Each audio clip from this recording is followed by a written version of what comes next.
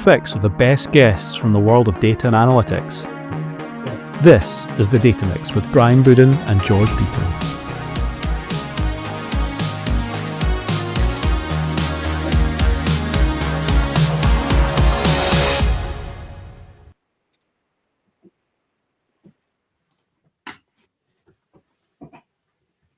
Hey George. Brian, we're back. Happy New Year, my friend. Happy New Year. How was your New Year? Was it everything you dreamed it would be? Nope, it was cold and windy and wet. Well, look, we'll keep this short, right? But I was lucky enough to go to Paris, to Disneyland, and I enhanced my corner in the background. I don't know if you can see the enhancement in the background, but Mike is looking quite scared there now with someone giving him a bit of angst in the background. I see that. So, yeah, it's happy times. Well, not for Mike, it's not, but anyway. There's a bit of yin and yang there, you know. I'm okay with that. I can roll with that. Yeah, so wonderful to be back in a new year, mate. And we are cranking out these episodes like nobody's business, right? After getting this one rearranged quite quickly, we are on deck. So let's get into it today. Yeah. Cool. I'm ready. All right. So we're humble people, so we need your support, guys, to keep the pod running and get all these awesome, amazing guests on that we've managed so far, and to keep that quality up. So please just do take us the courtesy, if you haven't done so already, of zapping one of those QRs, preferably the Spotify or Apple Podcast ones. They're the big ones for us. And drop us a wee review if you can. If you like the content, it means a lot to us personally. You'll be on our Christmas card list for next year if you leave a review. And that's important, George, right?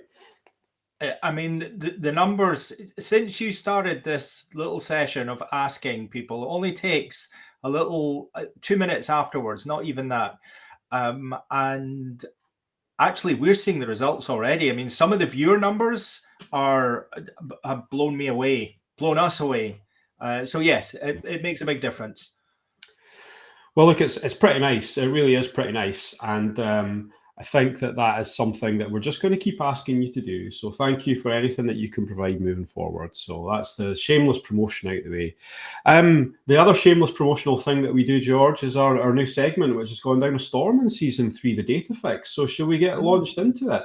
Let's do it. All right, let's get it going, man. So we've got, here we go. Here's your nice little jingle intro as per. And as always, the Data Fix, it's over to George. Let us know what's happening in the world of tech, mate. So what I want to talk about on this episode is Databricks. Now, Brian and I both come from a heritage of data, using data. I think the big name when we were cutting our teeth was Snowflake. So Snowflake kicked off in around 2012. I remember trying to integrate some of our tools, Click being one of them, with Snowflake, and this move from on-premise to the cloud. It was quite a transition. I want to say that Databricks has come from nowhere. It hasn't. They were founded in 2013, but what they have done is grown now to an absolutely eye-watering valuation. 62 billion in December is what they were valued at, on the back of a 10 billion funding round. And the reason that is impressive is that I think OpenAI was one of the biggest in around about Q3 last year at 6.6 billion. And everybody wondered, well, how can that get any bigger? Anthropic was 4 billion. And then Databricks comes, and almost the combined value of the two of them in at 10 billion. It's just, it's something amazing. I could never have imagined anything like this, but it really shows, I think, just the importance of data in the world and some of these data technology companies.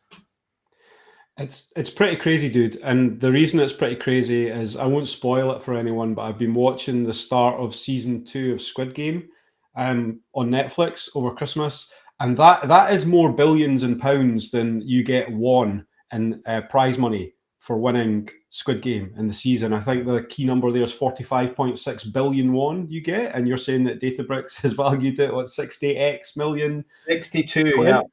Yeah. Crikey. That is some hefty numbers that we're talking about, right? Yeah. But I want to give a little dovetail into our guest this week, Brian, because I think there's there are some synergies there. Obviously, there's the data synergy, but if we go back to 2013, when Databricks was when it first started, it started off by three buddies. One of them, a chap called Ali Godsey, who's their current CEO at the moment. He was also very big in the Apache Spark community.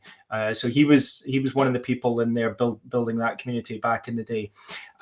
But that was, as every business, it starts off as a startup.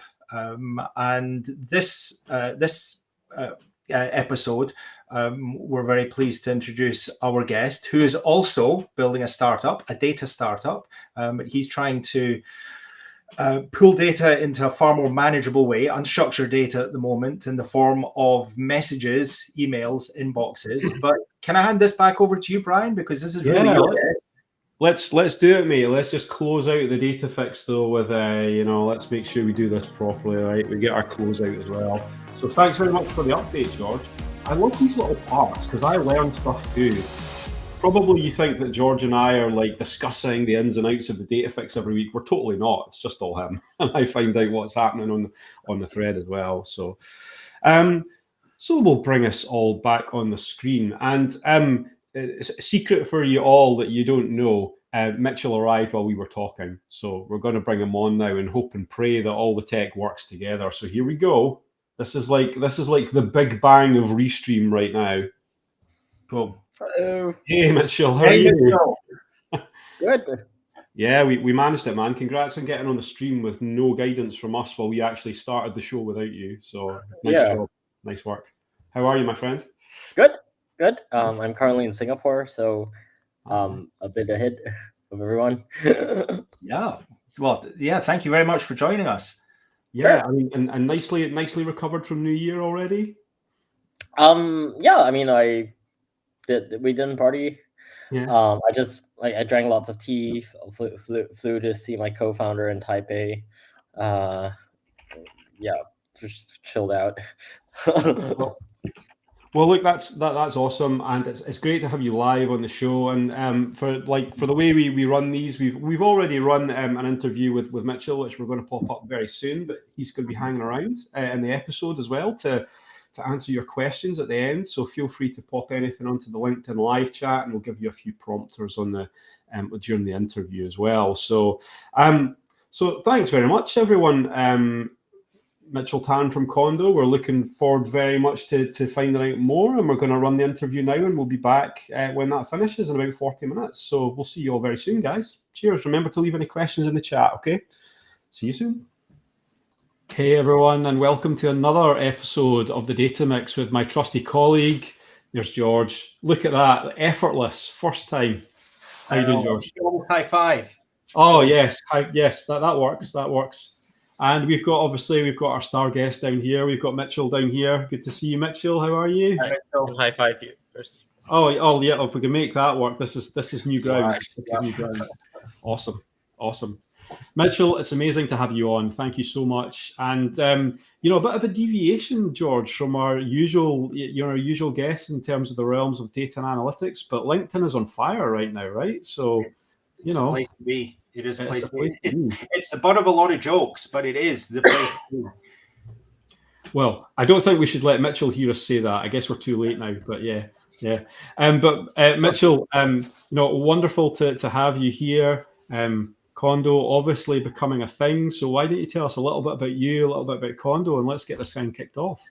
Yeah. So I used to sell analytics software for an early stage B2B company, and I sent a lot of LinkedIn messages to heads of data, right, to heads of marketing on LinkedIn, and we did an okay job, and some of them would reply, and then we would miss their replies, and we'd be like, dude, you want to talk to me, and then you're ghosting me now, or what's up? And that was bad. But we ended up going back to the trusty spreadsheet and spreadsheeting everything and writing fancy formulas, which will, like, change the color of the cell if, like, the thing is overdue, and then someone to go update the thing every day, and did that for a couple of years. I don't know. Like, I've been, like, spreadsheeting LinkedIn messages for a long time, and at some point I was like, this is kind of silly. Why are we spreadsheeting LinkedIn messages? And of course, the real answer is like, well, like, otherwise you lose track of stuff. And I tried a whole bunch of tools. There are these, like, automation tools that have inboxes. There are these CRM tools which have little inboxes, but none of them really work. Like, none of them will, like, just give me a Gmail for my LinkedIn messages. That's what I was looking for, and it didn't exist. So the timing was right. Kind of found the right co-founder and one of my former colleagues. We wanted to work together, so, like, yeah, let's go build this thing, if anything, so that we can stop spreadsheeting our own LinkedIn messages. Right. And then so out comes Kondo. So Kondo's superhuman for LinkedIn. We're inspired by an email app quite popular in the US called Superhuman. Basically, we help you get through your LinkedIn DMs really fast and sort things out, so you can track lead stages, you can track different groups of people, you can track your friends versus your leads versus your clients versus your partners or whatever, and you can basically organize your LinkedIn inbox like you would your email, right? With all the features like labeling, reminders, templates, things you're familiar with. Well, look, we'll maybe get into that in terms of, like, the technical detail. Maybe even have a look at Kondo a little bit later as well. But I think, like, we touched on it right at the beginning there. LinkedIn is kind of a unique platform, right? Because it's probably the only place that you can message anyone in your network without the fear of someone coming back at you and saying you can't do that. Yeah, and that's what's unique about it. And when you talk about being able to contact anyone on that network, like, the LinkedIn inbox, let's just be honest, it sucks, right? And they put layers of suck on it because, like, they start to put a filter, like a focused inbox in there, and then things disappear into archive folders and you don't know how, where, or why it's happened, and it's all a bit mysterious. And, like, this must have been a big driver for you, right? Because it drove me crazy when I was using that for such a long time. Yeah, I said was because I'm using something else now, aren't I? Yeah. Yes, you are. I hope you are. But I think it's interesting. I think LinkedIn is. I think it's okay. So the evolution of LinkedIn, right? So LinkedIn started, I would say, as a job board, right? It's like where you find a job, right? So, like, the first, like, power users of LinkedIn were recruiters, right? They find your profile, they're like, oh, don't need to send me your resume. See your resume right there on LinkedIn, right? Blah blah blah.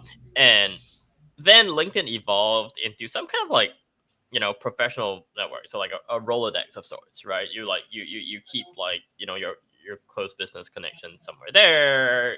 You don't message them a lot there, but you have some way to be like, oh, here are people I know, right? And then nowadays, like, I would say, like, LinkedIn has become a social media platform. Social media platforms have, like, a lot of stuff. Like, messaging is one of the, they have a feed, they have ads, they have, like, some paid products, right? They have business pages. Like, it's getting really complicated out there. And one effect of that, well, there are two main, like, effects of that. One is, like, there is a lot of noise. And some of the noise, by the way, is introduced by LinkedIn itself, because how does LinkedIn monetize? It, like, lets people send you emails. It lets people buy conversational ads, right? So LinkedIn is, like, making its own inbox busier as a way to, like, monetize the fact that they are, they have your attention. Also, LinkedIn, by LinkedIn making it so easy for you to connect with random people, or people connect with you, right? Like, random people send you messages, right? So there's a lot of noise, but there's also a lot of kind of, like, authenticity on LinkedIn as well. Why? Because, like, think of, like, how you get to know someone, right? You show up at a networking event, and what's the first question you ask? So what do you do, right? When you see someone on LinkedIn, you don't have to ask them what they do. You already freaking know like where they work, where they've worked for the past 10 years, right? Where they went to school, or what degree they did. You have so much context that is so personally indicative in a professional setting, right? And so you feel like you kind of know the guy. And add on top of that, like they post stuff, right? They tell you a bit about their business. They tell you a bit what they think about, what's going on. Some of them tell you about their lives, right? So you add all this together, and there's a lot of authenticity there. You feel like you can like cut to the chase and like skip the like small talk, and you know if you're the same kind of person, right? You see another data analyst. Oh yeah, you're the same kind of people. I know where you worked, right? Might even have some like overlap in people we worked with, blah blah blah, right? So I think that's where LinkedIn's at. It's like, like other social media platforms, is really noisy, but maybe unlike maybe a bit more like Twitter and a bit less like Instagram or Facebook. Like you can get pretty real there, and that's why, as you said, Brian, like it's very easy on LinkedIn to get directly to people, because there are opportunities for people to feel like they know you and they trust you, and they've seen you before, all before like you said hi, right? You've seen their content, you've read their profile, you know details about them some of their friends won't, like where they worked 7 years ago, right? And I think that's why LinkedIn is like becoming interesting. It's like like other places, it's noisy, but there's also something there that helps you cut through the noise if you want. Yeah.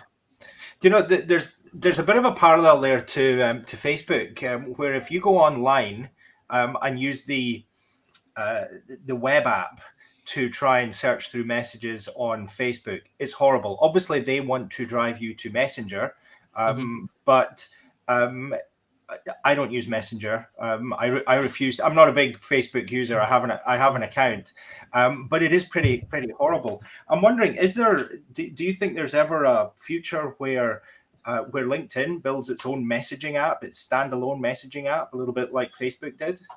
Yeah, I spoke to someone who used to work in corp dev at LinkedIn, and apparently there was some project like that. There's some guy who wanted to do it years ago in LinkedIn, and I guess in the bureaucracy it got thrown out, right? So it's odd. Like if I was a senior PM at LinkedIn, I'd be like, duh, like that thingy should be its own thing, right? Because there's like probably millions and millions of like messages flying across the network every single day, and yeah, you have another way to like break into like new category and get more attention and somehow monetize that on its own. But for whatever reason, that project I guess died at LinkedIn. And I mean, you can guess kind of why also, but yeah, so I think LinkedIn can do it anytime they want. It'll probably take them a bunch of effort because they have like 1 billion users or something like that, right? And so their decisions are heavier than at a startup, but they could do it if they want, and we just have to accept that they chose not to do it, probably. Yeah. But I get that, and then they'd probably want to they'd want to tie it in with something like Teams as well, because Teams is becoming, for business, Teams is a huge platform. So I could see a world where they do that. But anyway, we're glad they've not. Think about like the DNA. You mentioned Facebook, so the DNA of these companies are very, very different, right? Yes. Facebook acquired Instagram. Facebook acquired WhatsApp, right? They're all, Facebook's always been about, like, Facebook was, like when mobile very early, right? So I'd say Facebook's always been like the consumer platform, and consumers move to phones really quickly, and right, and Messenger is like perfect fit for a phone.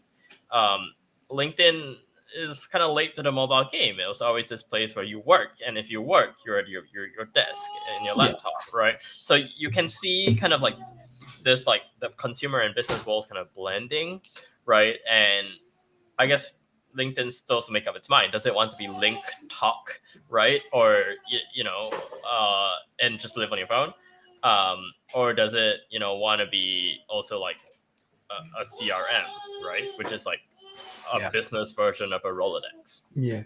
It's a little bit weird because LinkedIn, and I don't want to turn this into a LinkedIn sales conversation, right? But it's interesting that LinkedIn was focused on content for a long, long time.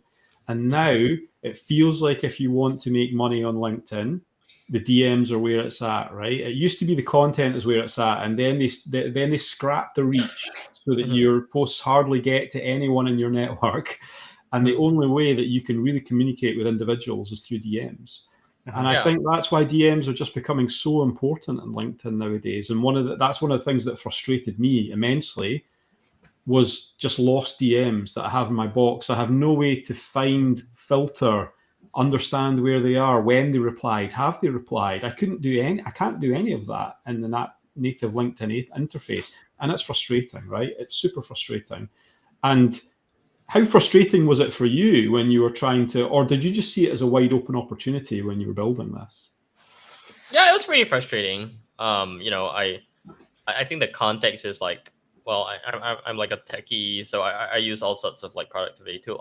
I use like, modern software, right? I use Notion, I use Adio as a CRM, I use Figma for design, I use this thing called Linear for like ticketing, right? And managing a product engineering pipeline. I use all these tools, and then I'm like, LinkedIn feels kind of like I'm in 08 or like I'm in some year that's not this year, and all my other tools feel like there's someone else. So the frustration for me is like not just like, hey, I'm missing my messages for sure. I hated like having to spreadsheet my inbox, like I told you, but it's like it just annoys me when like things look bad, right? And like UX is bad, and that was mainly it. I was like, can I finally build like the UX that bring my like the 2 hours I spend on LinkedIn into 2020, right? And actually build beautiful software, because like LinkedIn doesn't seem to care, it's kind of like when you use like Microsoft Teams or something. For sure, it has huge market share. Like it's a great business, but like whenever someone gets me on Microsoft Teams, I'm like, why are we here? Like, dude, get on, get on like, the train of like the future, right? Like what? So Exactly.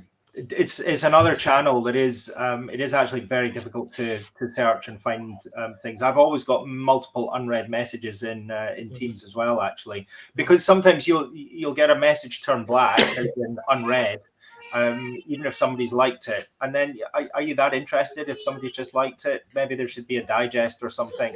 I don't think they're doing that well either. Now this is turning into a Microsoft bashing session, which it's not meant to be. Well, look, I think we can turn the corner on that by saying that there are many, many applications out there that we use that we don't have the facilities to be able to filter through the content that we need to. Unstructured data is 80% of the data in the world, right? There's like messages and text and images and videos, and like in most things that we use, we don't have the ability to filter these very well. There are some exceptions, but I think that this idea of inbox zero that you talked about with Superhuman to start with, right? It's relevant across all applications nowadays. Whatever inbox means in inverted commas, right? Getting your notifications down to a point where they're manageable and you can understand where you're going, what are the important entities that you're dealing with, right?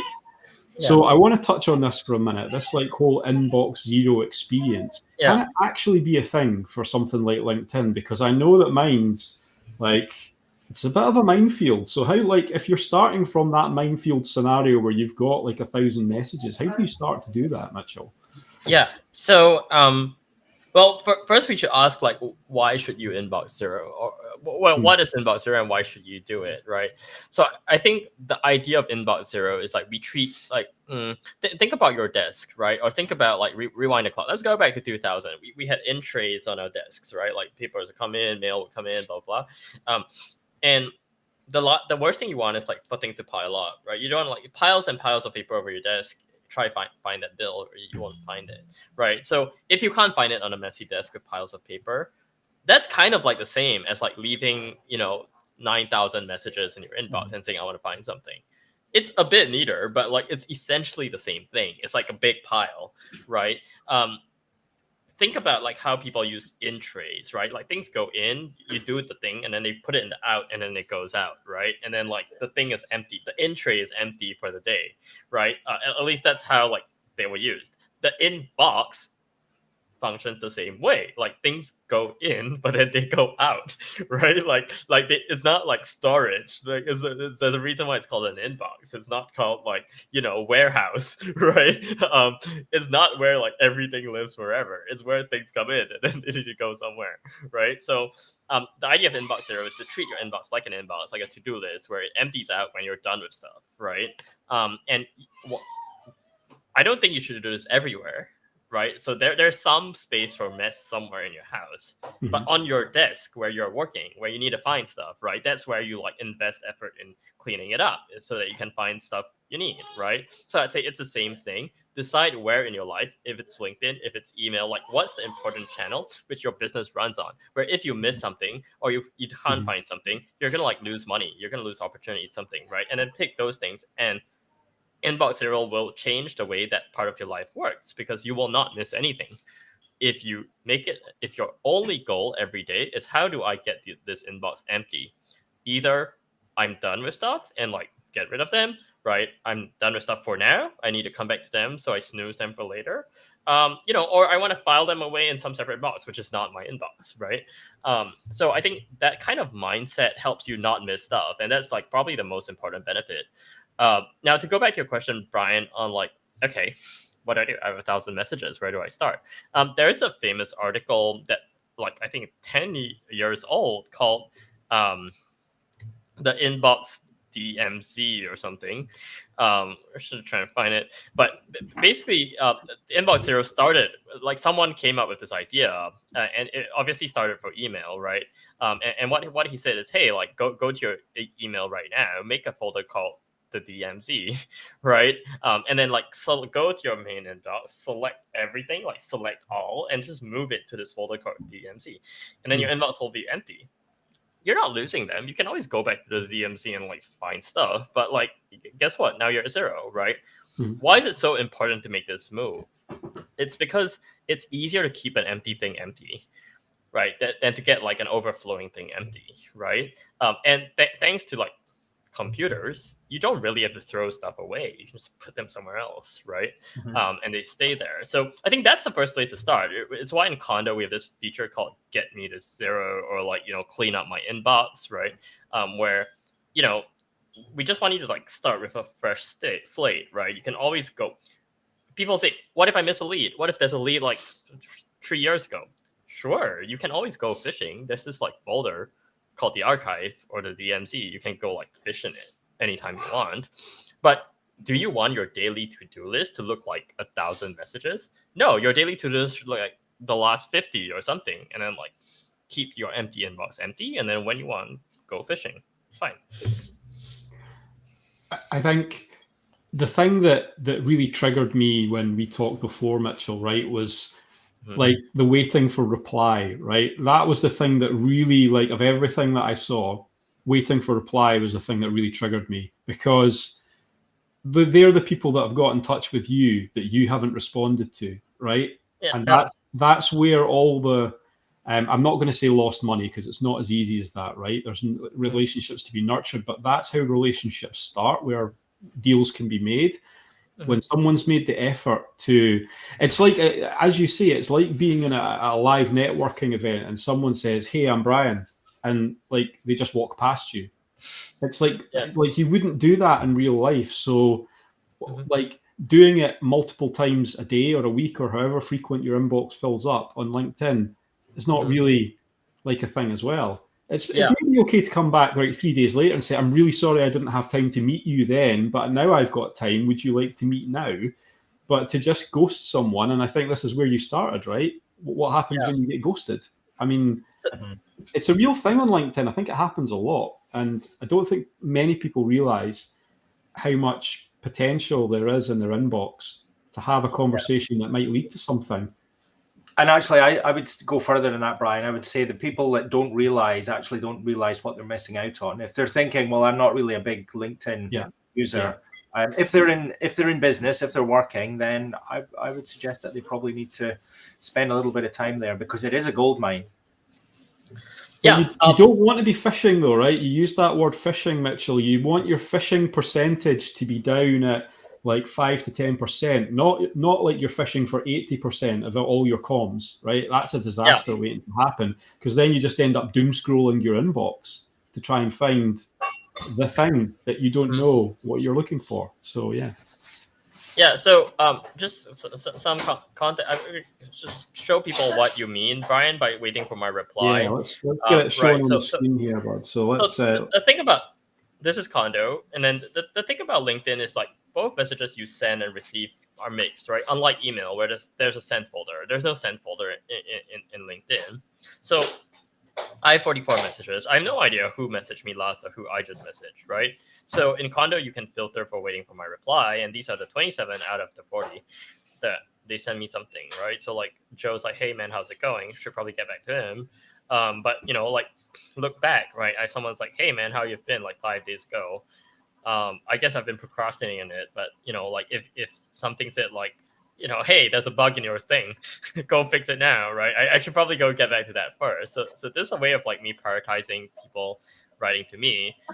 So just want to show that. But to get back to your point, Brian, it affects your brand if you don't get back to people. Like think about your business. You're posting once a week, 3 times a week, whatever, on LinkedIn, right? You're like, yeah, I'm active on this platform. I'm open for business, right? And then people message you and they're like, yeah, let's chat, right? And then you ignore them, and they're like, dude, you had time to go like post on LinkedIn and do all this stuff, and you didn't have time to get back to me. Like, are you open for business or not, right? Yeah. So if LinkedIn is like any part of your brand building, that it's not just a like, you keep them waiting, but it makes people wonder if they're actually important to you, because you don't get back to them, right? And so I'd say Inbox Zero helps you find leads, but it also helps you maintain an image of like, hey, I'm open for business here. I want to build connections. I'm not here to like,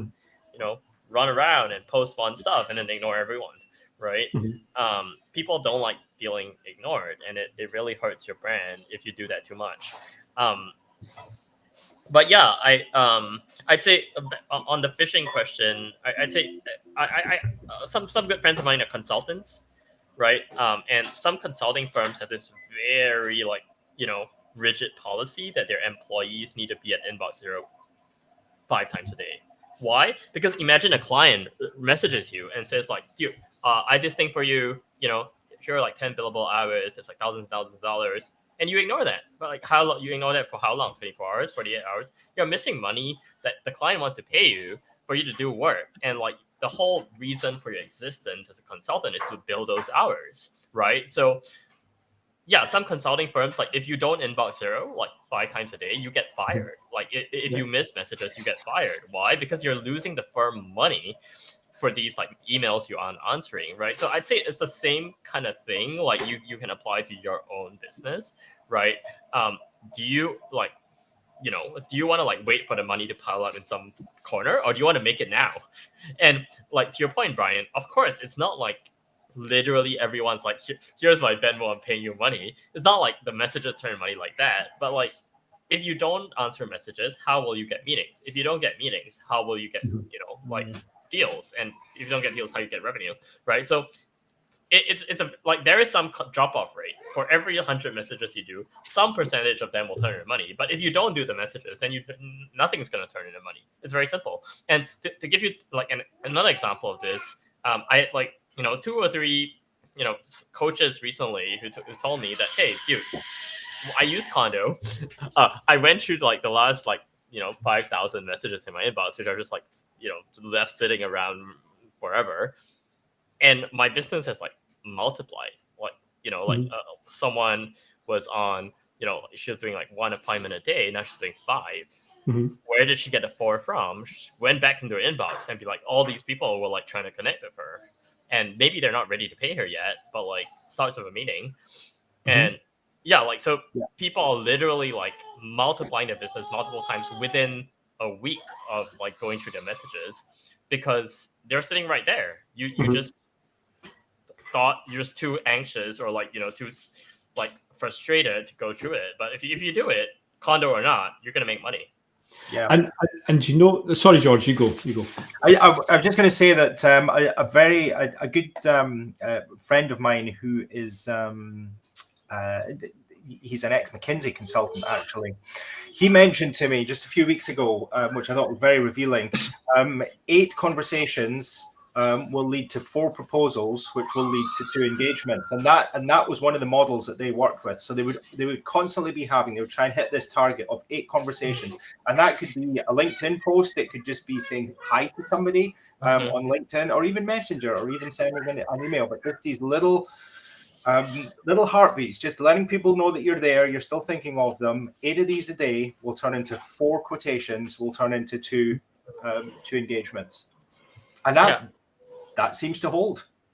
Yeah, and another leaf out of the McKinsey playbook is that McKinsey partners are famous for being super helpful, right? Like they're industry leaders, and then their clients are like CEOs, right, or other execs.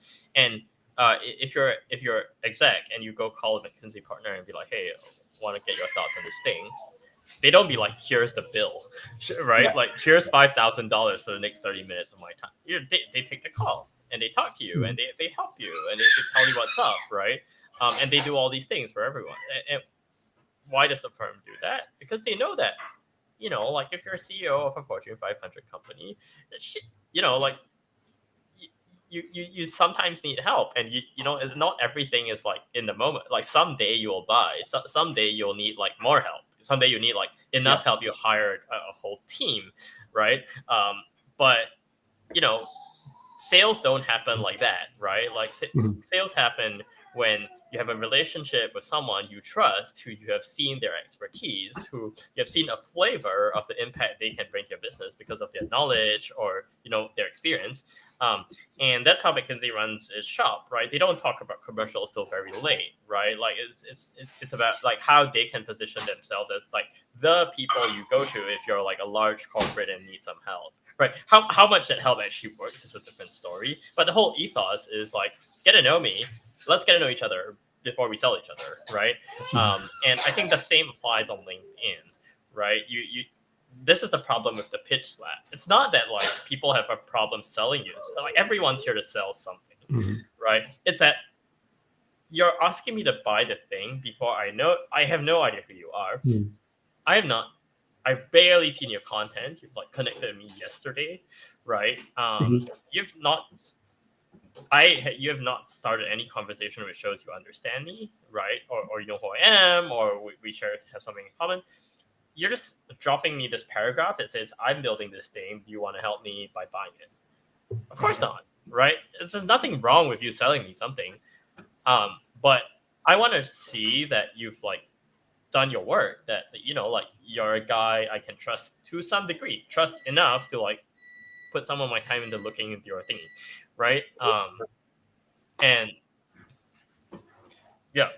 yeah, look, the pitch slap is something we could go into a whole different area on, but we're not going to, right? But what I will say on that is that it's really important to have that communication factor. And look, even if that communication factor, and let's be real about it, Mitchell, right? So like for people, I think there's a divide here, right? There's people on LinkedIn who make money because they know about some part of LinkedIn, right?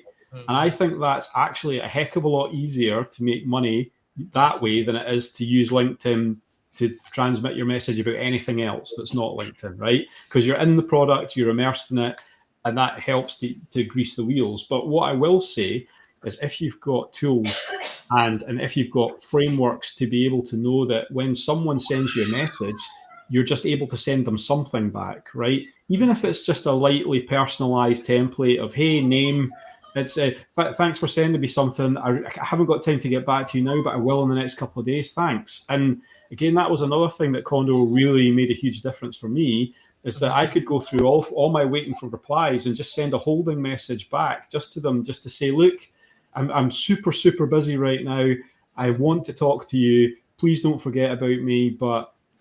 And there we go. And just being able to go through each one and go boom, boom, boom, boom. And before I know it, I've dealt with 200 messages, and I might have even 10, 20, 30 coming back to me saying, no problem, dude, it can wait, it's fine. And again, that tells me that there's another level of conversation to be had there. There might well be like 70% that are just don't respond, and that's okay, but it's that proactiveness that makes the difference, right? Yeah. I'd also say like it's about like prioritization, right? So not like as you saw in my inbox, there's some people who are just like hi, or like how's it going, blah blah blah.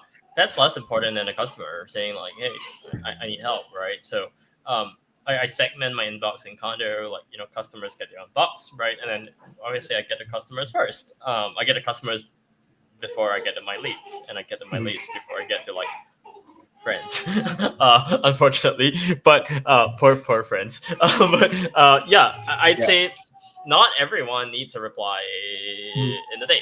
Some people do, right? And you like that. What going back to like the brand, it matters that people who you think are important feel important, right? Some people don't. If I'm just like, hey, how's it going, Brian? Like, how's your day going? What are you doing for Thanksgiving? You don't need to tell me. Right? It's fine. Yeah. You can reply me 2 weeks later and say, hey, sorry, I was really busy. It doesn't matter. Mm-hmm. I don't expect you to like think I'm important enough to like, you know, small talk with me. Yeah. Kind of almost Maslow's hierarchy of needs. You got to make sure that the bottom layer is sorted out. You got to eat before you can then take care of your friends and hang out with your friends. That comes further up the pyramid.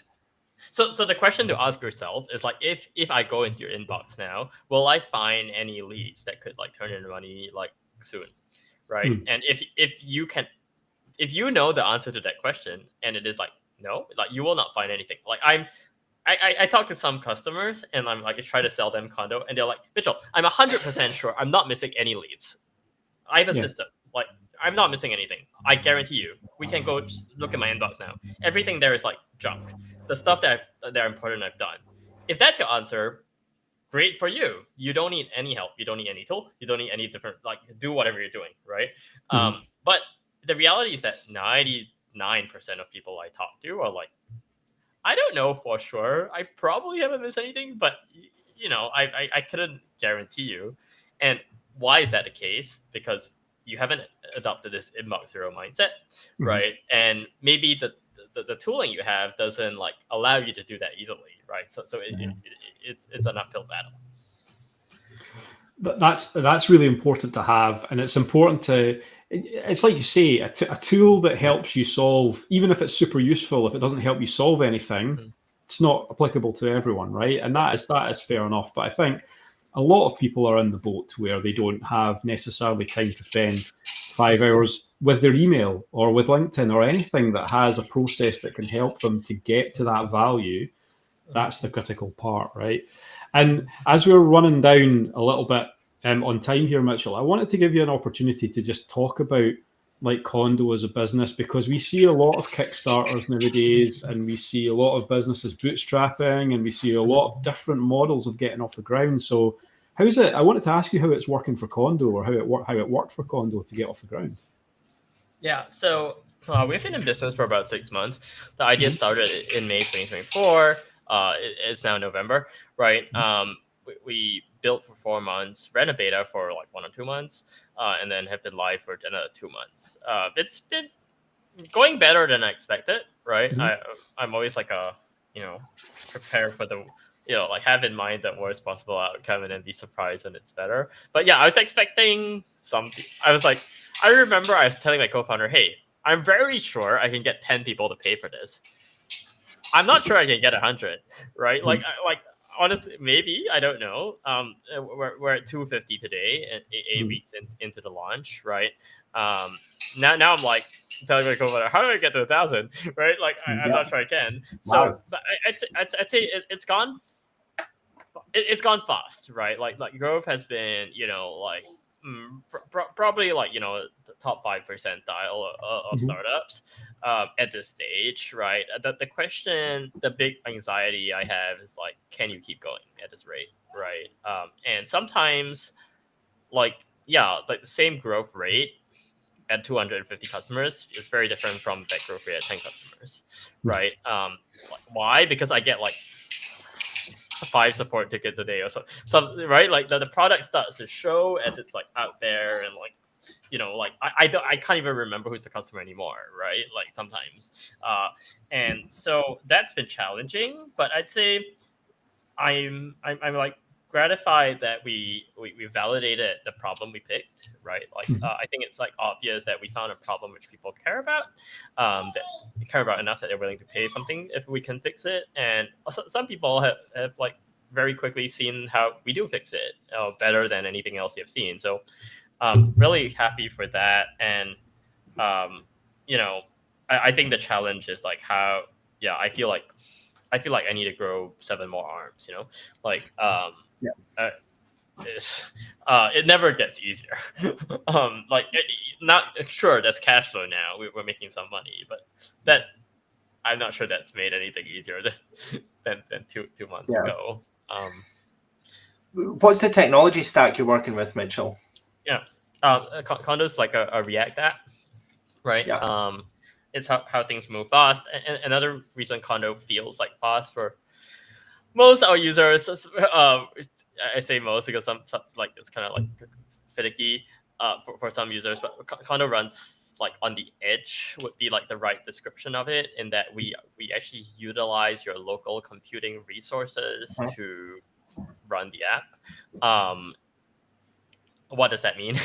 It means that it's faster than some LinkedIn tools where, you know, they, you know, don't cache things locally, so they have like refetch messages from LinkedIn every time, and they're like multiple round trips. But it also means that your data is like local and secure, right? Like we don't stream data to servers. But yeah, that's the stack. It's like it's currently an IndexedDB in the background, so it's like a Chromium based database. Thinking of whether we want to like move that over to something like SQLite or something. But yeah, basically it's like a DB that uses local compute resources to run queries. And then we have like, you know, services which fetch data from LinkedIn and cache it locally. Yeah. So that's pretty scalable then.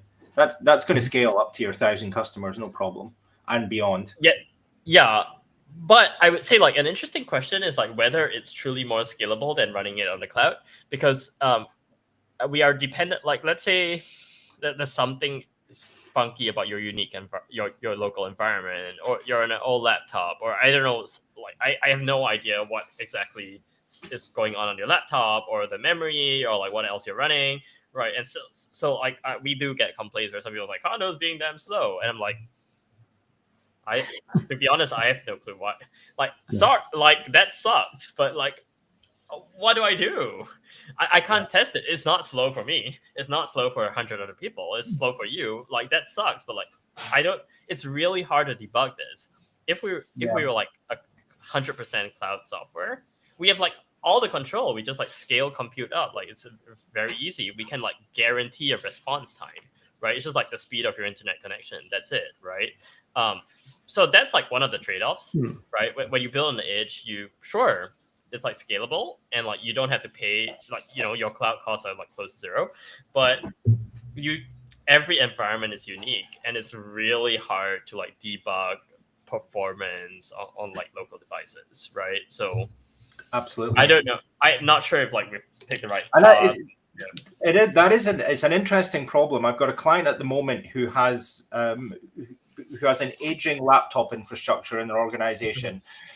They have services online. They use Citrix. They use AWS's remote desktop environment, and they're considering whether they just buy fairly cheap throwaway laptops with low edge compute power.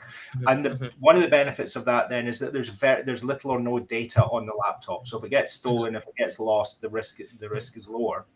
And then we saw Microsoft last week at Ignite. They brought out the first, I think, a $350 PC that's operating system is in the cloud. So all this is a dumb device. There's very little processing. Just connects to your keyboard on a monitor. So I'm not quite sure which way the industry is going, but it seems more and more is going up into the cloud at the moment.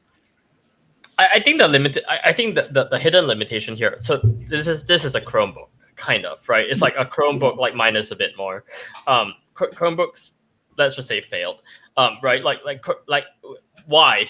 because I have friends at Google, and then Google is like, hey, engineer, do you want a Chromebook? Like you have all this like cloud computing, or do you want like a MacBook Pro? Like not every single 100% of engineers go pick the MacBook Pro, and the salespeople complain that they don't get an option and they use a Chromebook. What on earth? Google makes Chromebooks. Why are its own employees like not wanting the Chromebooks, right? Because it's not actually like the cloud compute that's like limiting performance, but it's like there's something in the software that connect like this Chromium itself. Yeah, there are layers, right? In like it's like the Citrixes of the world that are limiting the performance of like a kind of like device like that. It's the layers of software that connect you into these cloud services, and you got to get them right. If not, my MacBook Pro is still going to feel faster, although you could have like a server farm running behind your cloud connected device, you know? And I'm going to provide the final balancing argument to this, right? And that is the fact that Kondo, like, big advantage of it being edge means there's no automation involved from the LinkedIn side, right? Because that's a massive, massive thing you have to be super careful of. You can get your account like banned really quite quickly if you use the wrong tools. And LinkedIn are getting worse. They're just outright banning people first time now if it looks bad. So so I'm comforted to know that Kondo is on the edge and it's local and it's not doing any of that connectivity stuff, right? And I think that's a good place to be. Yeah, we get a lot of questions on this. So like a pro tip, right? If you're trying a LinkedIn tool or something, and then you're skeptical of what they're saying about whether they log into your account servers or not, you can check for yourself, by the way. Go into LinkedIn, go to settings, see what are your active sessions, and then when you sign into a tool, do you see a new active session or not? Right? So do that with Kondo. You'll see like no, nothing changed, right? Yeah. Do that with a tool. Like a content scheduling tool or an automation tool, and you'll see like you have new logins from some other IP address. So check for yourself and know what's happening to your account. Well, look, this has been like time has just flown, but this has been amazing, Mitchell. And like, well, why don't you finish off real quick by telling us where we can find you if we want to talk to you more? Yep. So you can find me on LinkedIn, search Mitchell Tan, Tan. Just find a guy with this red post box hanging around. I don't think other people have done it yet. And then if you're interested in, cleaning up your LinkedIn inbox and getting to inbox zero there, go to trykondo.com, trykondo.com. Amazing. George, any sort of final words from you here? I think, Mitchell, that's fascinating. I wish you all the best of luck with the business. Thank you for giving up your time today. And I look forward to having a play around with Kondo myself. Cool. See you guys. We're ready for it and here for it, guys. And we look forward to joining you back in the mainstream in a minute, okay? So we'll speak to you soon. Thanks, everyone. Appreciate it. Bye-bye.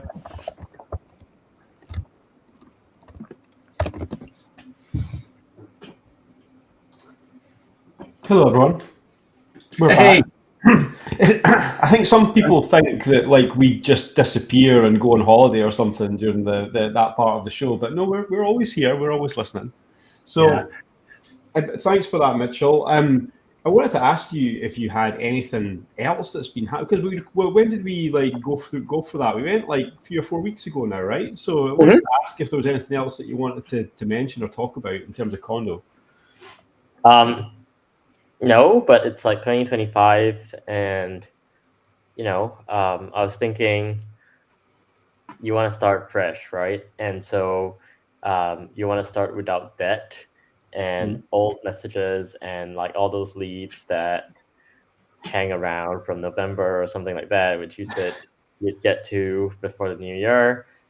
People probably have a bunch of DM debt, right? It's like hanging around. And yeah, it's good to start a year fresh, debt free. And you can do that by, like making it an effort to empty out your inbox. Those are some 2025 thoughts. Yep. Create that DMZ folder and drag all your emails in there. And like you still have a few days before you go back to work for real, and like real work takes over. Because I think for most people, real work will take over on Monday, right? 6th of January is the trigger day for most people, I think, to go back. So you still have time to make it happen. Yeah. Yeah, I think that there's some money left over from 2024 to be found in the DMs, and it's good to just like clear those out. I did that. My inbox is empty, and it's nice. I took a break, so there's some support tickets from the week I was off. But yeah, it's nice to just clear everything out and then start from scratch. Yeah, I think maybe right after this call, maybe I have some time to just nip a few more down. It's like only just about 4 o'clock, so. Look, Mitchell, we super appreciate you joining us live as well. I think many people are still in their chocolate embraces from Christmas, and they're still drinking tea or something stronger and eating chocolate. George and I would never do that, though, would we? No. Dry January, Brian. Dry January. Nah, that's it. But look, we really appreciate you coming along as well, Mitchell. It's been a pleasure, and we wish you all the success in the world for Kondo in 2025 as well. I stand by what I said before. I think you've got something here that is going to make a big difference to a lot of people. So we wish you all the best in 2025. Thanks for that. Yeah. Cheers to Mitchell, isn't it nearly midnight where you are in Singapore? Yep. It is. Yeah. Okay. So get some sleep as well. Thanks. Yeah, we'll let you go to bed as well, man. Thank you for staying up and joining us. We appreciate it. Thank you very much. And thank you for keeping the whole conversation about edge versus cloud alive. We reignited that when that was that video was playing back. I love that. I think that debate will go on for quite a while. Yeah. We think about it all day. And let's be honest, everyone almost bought a Chromebook, right? They didn't buy one, but they almost bought one. They thought it was a good idea, and then it didn't happen. But look, awesome stuff. We've just got a few things to tail off at the end here, George. So once again, we'll just Mitchell, you can be on for this part as well. We'll just take a minute here. So again, if you like what you saw, or you're watching us back on YouTube, Twitter, Facebook, any of those things, and please do drop us a something in the background. And George, we're in a pretty organised state. Actually, we're ready for our next show in 2 weeks. Well, it's less than 2 weeks now, because we moved the show slightly to cater for New Year and Christmas and stuff. So, we're very excited to have our next episode. I'll let you chat for just a second about that, and then I can add a little bit. I am super looking forward to this one, and hopefully we're going to get Ben back on live for it, because honestly, this is one, if you're interested in getting into the nuts and bolts of data engineering, we geek out a little bit, not too much, but a little bit, then this episode is definitely going to be one for you. It really gets down to the nuts and bolts of modern day data engineering. I agree, and I don't think it's a stretch to call Ben one of the faces of data engineering that you can find on LinkedIn nowadays, and one of the very top ones as well. So he's worked in FAANG companies, and he knows a lot of stuff. And I think we're going to chat to him about a lot of stuff about the differences between data engineering and data consultancy and data visualization, and how you separate all those different things and make them work in organizations. So it's going to be a great one as well. And we're going to be running that back on the 14th of January. So George and I have got some hard work to do between now and then to get us all scaled up for that as well. So please do join us for that, and we'll get all that announced on LinkedIn very soon once we get all the logistics set up. But all that really remains for us is to say thank you very much for joining us on this I feel like we should have party hats on or something, but it's just too much indulgence over New Year. Yeah. So thanks very much. George, any closing words? Just a Happy New Year again to everybody. Mitchell, thank you very much for giving up your time, especially twice, because obviously for the original recording and then your late night session here. I know you're a coder though, so I don't think this is unusual for you to be up at midnight. I'm going to hazard a guess. I I have a bunch of onboarding calls later, so Yeah. yeah. All right. Well, Rest of the worry. we'll let you go then, man. Mitchell, thank very you. much. Fascinating Oh. conversation. See you guys. Thanks, everyone. Appreciate it. Cheers. We'll see you next time. Bye. Thank you.